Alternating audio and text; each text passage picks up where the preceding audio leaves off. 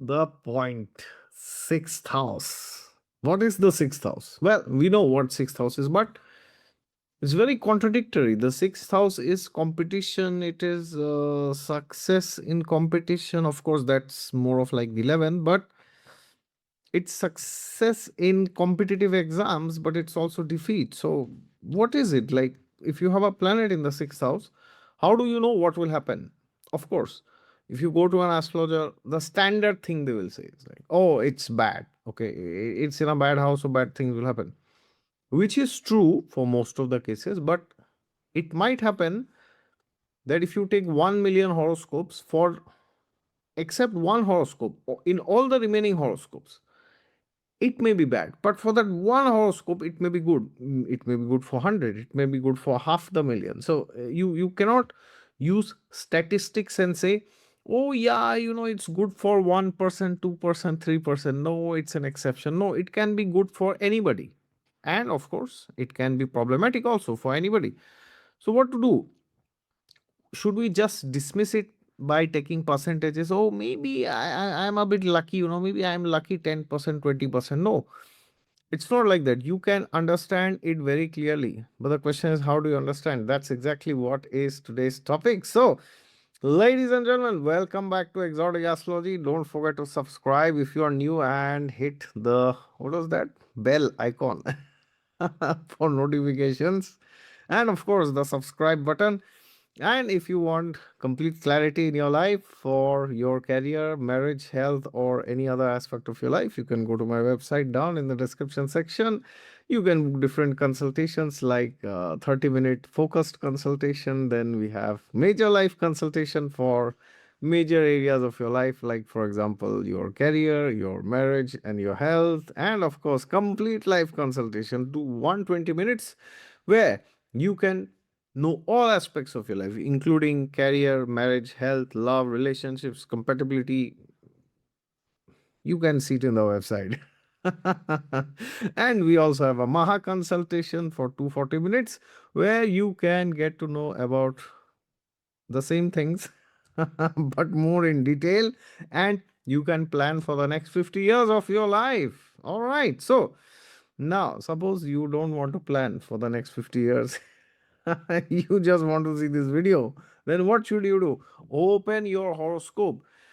After opening, you need to check what is going on in your chart. So please understand, as I always say, I'll also repeat here, you must do a comprehensive analysis, which means you must analyze everything. You cannot directly jump to the sixth house.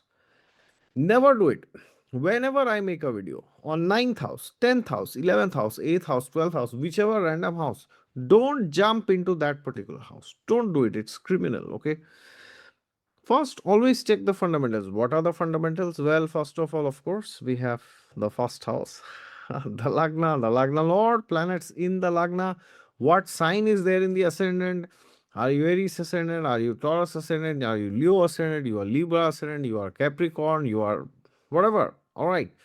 Now, after seeing the ascendant, you need to check the trinal houses, the fifth house, fifth lord, the sign in the fifth house. And of course, you need to check the ninth house, the most powerful of the trikonas, ninth house, ninth lord.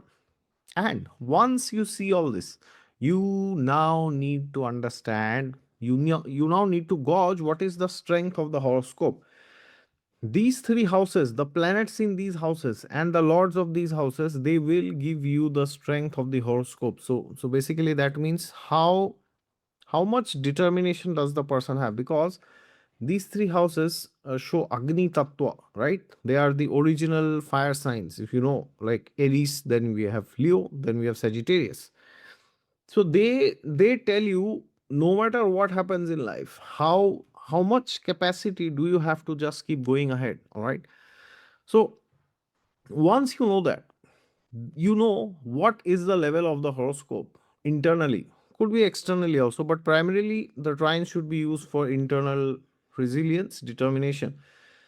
So if these three houses are very good, then yeah, it's a damn good chart. And if these houses are not good, not much use, right? Everything will just fall in place or fall out of place. One of the two will happen if these houses are not good. Now, once you have checked them, you have analyzed what is the strength of the person's determination. Even for the sixth house, this is very important. In fact, it's even more important. Why? Because the sixth house has to deal with competition, as Krishna says in the Bhagavad Gita, right? Manashasthani indriyani prakritisthani karshati. The living entity is foaming in the mouth and working very hard in this material existence, right? EMI, loan, this, that. Now, once you have seen these houses, then you go to the sixth house. What is the sixth house? Sixth house is all the disputes, all the troubles in your life. That is the sixth house. In short, it's the house of trouble. Now, the sixth house can give you more trouble or it can take you out of trouble. So, what is it? So, now you follow the standard procedure. Which sign is there in the sixth house? Which planet or which planets are there in the sixth house, right? And most importantly, where is the sixth lord? Then you also see which are the karakas of the sixth house. I mean, where they are. Where are the karakas of the sixth house? So, which planets are the karakas for the sixth house? There are two planets. I won't say it. Write it down in the comments. If you have been watching exotic astrology, you must know which are the planets that are the karakas of the sixth house. And if you don't know the Karakas, please go to my Astrology Basics playlist, Karakas. You go and see that video. Please, humble request, Karakas significators. So now you watched these two fancy planets, all right? So if you have not written already, pause the video and write down. Whoever writes it first, I will heart the comment. So you have seen the Karakas. Now, where are the Karakas placed? Why are the Karakas very important? Because the Karakas will tell you how much how much strength is there in that particular house. So the Karakas, the planets or the planet in that house, the sixth house, and the Lord of the sixth. So all these combined will tell you what is the strength of that particular house. And once you have seen that, now you check the nakshatras. What are nakshatras? I guess you know it already, right? So, but when I say nakshatras, I don't mean just see, oh, you have this planet in the sixth house in this nakshatra. No, not that. I'm talking of the nakshatra lords. Okay. So suppose you have, let's take an example. You have the sign of Leo in your sixth house. All right, sixth house has the sign of Leo. And you have which planet? Let's take, you have Saturn in the sign of Leo. So you have Saturn in Leo. Now, after seeing that Saturn is in Leo, within Leo there are three nakshatras. We have Magha nakshatra, then we have Purva Falguni, and also first pada of Uttar Falguni is in the sign of Leo. Now, who lords Magha nakshatra? Ketu is the lord, right? Purva Falguni is lorded by Venus, and Uttar Falguni is lorded by the sun himself. So now, once you have seen that Saturn is in Leo, so you check which houses Saturn rules in your chart, right? So after that, you see which nakshatra Saturn is. So for example, if Saturn is in Leo, now let us assume Saturn is sitting in Magha nakshatra for the timing. Let us assume. So once you know that Saturn is in Magha, so you know directly which planet to see. Well, yes, Ketu. Ketu is the planet you need to watch. So now, if this Ketu is associated with the powerful houses, which are the power houses of the horoscope, the 10th and the 11th, right? They are the most powerful houses. If Saturn, if Ketu as the nakshatra lord of Saturn is placed either in the 10th house or maybe in the 11th, then it simply means that during the Antardasha or Mahadasha of Saturn, not Ketu, Saturn, you will get massive wealth. Generally, this is the rule. Now, there can be other exceptions. If you know, for example, suppose you know your Saturn is in Leo in the sixth, but it is in Purva Falguni. Okay. Now, Purva Falguni is lorded by Venus. Now, suppose Venus itself is sitting in the 11th, but suppose for any particular ascendant, I'm giving random examples, okay, it is lording some bad house, okay, Dusthana house, then this can be problematic. I'm just giving examples, don't fit it for Leo 6th house. But the the thing is, the nakshatra lord of this Saturn will tell you 70 to 80%. And of course, the dispositor of Saturn, which is the sun, you also have to see where is the sun placed. Very, very, very, very, very important, right? Because if you don't see the sun, you will not know the full picture. So now, if Saturn is in Leo in the 6th house, and Saturn is in the nakshatra of Magha, then Ketu and Sun become very important.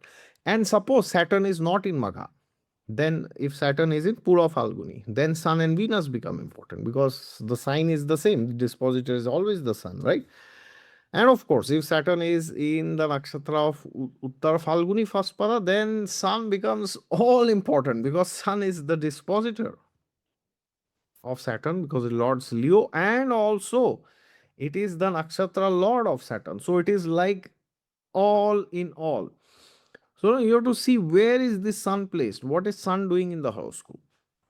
All right. How is the so now if this nakshatra lord, so if Magha, then Ketu, Purva Falguni, then Venus, then Uttar Falguni, the Sun. So you have to see where is Sun placed in the Bhavachali chart, and you also have to go and see where the Sun is placed in the Navamsha chart, and also of course the D10 chart, the Dashamsha chart, but you must check it in the D9 because that will tell you what is the inherent destiny that is there, how much success is there. So suppose a person has Saturn in the 6th house in Leo, and it is in the first pada of Uttar Falguni, then of course Sun becomes all in all. Now suppose Sun is well placed in the D1 or the Bhavachali chart, the BCC, and of course then it is also well placed in the D9, then massive, massive big wealth will come during Saturn Dasha, and also during Sun Dasha you will get wealth, but during Saturn Dasha you will get more wealth because the nakshatra lord is more powerful, right? So therefore, now the opposite is also true. If Saturn is in Leo in the 6th in Uttar Falguni, and hmm, the Sun is placed in the sign of Libra, terrible. Why? Because if Leo is the 6th house, Libra is the 8th house. Oh my God, gone to the gutter. Why? Because it's a Dusthana house, and the other problem is its instability, right? So it's gone to the gutter. So now Saturn Dasha will wreak havoc in your life. Sorry to be very bold, but yeah, it will wreak havoc. It will give you shame, it will give you defamation, all sorts of nuisance from your competitors, you just name it, it's there. Okay. So now, if you are in such situation, what should you do? Suppose your Saturn is in Leo in the 6th house in first pada Uttar Falguni, and the nakshatra lord is very badly placed. What should you do, my dear sir, my dear madam? Well, there's nothing you can do. There's nothing much that you can do except for taking solace. Yeah, that's it. I mean, sorry, there's no other answer. That's your destiny, your bhagya, your prarabdha. You have to face it. Okay. But at a practical level, what is the solution? The solution is, if you know, suppose your Saturn is in this precarious position because of the nakshatra Lord Sun, and you are in a business, then you have to prefer predictability. You have to start developing relationships with your customers. Why?